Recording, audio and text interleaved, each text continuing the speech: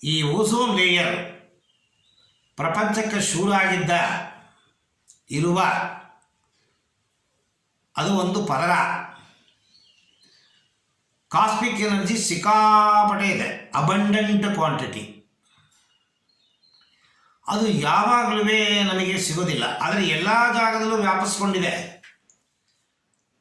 ಆದರೆ ಅತಿ ಹೆಚ್ಚು ಪ್ರಮಾಣದಲ್ಲಿ ನಿಮಗೆ ಪ್ರಪಂಚ ಶಕ್ತಿ ಸಿಗಬೇಕು ಅಂತಂದರೆ ಆ ಓಝೋನ್ ಲೇಯರ್ ನಮ್ಮ ಭೂಮಿಯನ್ನು ಮುಟ್ಟಿದಾಗ ಮಾತ್ರ.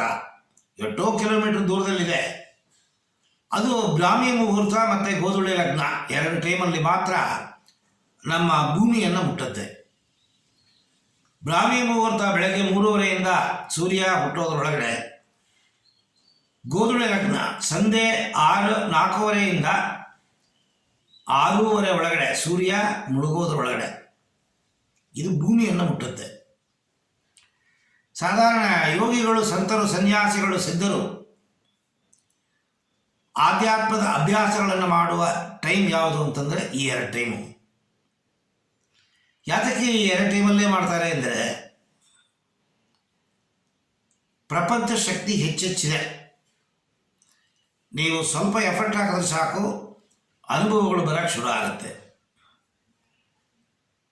ಸೊ ಕರೆಕ್ಟಾದ ಅನುಭವ ಬೇಕು ಅಂತಂದಾಗ ನೀವು ಖಂಡಿತ ಈ 2 ಟೈಮನ್ನು ನೀವು ಪ್ರಿಫರ್ ಮಾಡಬೇಕು. ಟೈಮೇ ಆಗೋದಿಲ್ಲ ಅಂದಾಗ ಮಧ್ಯಾಹ್ನ 12 ಗಂಟೆಯಿಂದ 1 ಗಂಟೆ ಐಡಿಯಲ್ ಟೈಮ್, ಅಥವಾ ರಾತ್ರಿ 12 ಗಂಟೆಗೆ ಮೇಲೆ. ಆದರೆ ಸಾಧಾರಣ ನಿದ್ದೆ ಮಾಡೋ ಟೈಮ್ ಅದು. ಪ್ರಪಂಚ ಶಕ್ತಿ ಸಾಧಾರಣ ಇರುತ್ತೆ, ಜಾಸ್ತಿ ಇರಲ್ಲ. ಆದರೆ ಕಾಮ ಆಗಿರೋದ್ರಿಂದ ಅನುಭವಗಳು ಚೆನ್ನಾಗಾಗತ್ತೆ. ಪ್ರಿಫರ್ಡ್ ಟೈಮ್ ಬ್ರಾಹ್ಮಿ ಮುಹೂರ್ತ ಆ್ಯಂಡ್ ಗೋಧುಳಿ ಲಗ್ನ.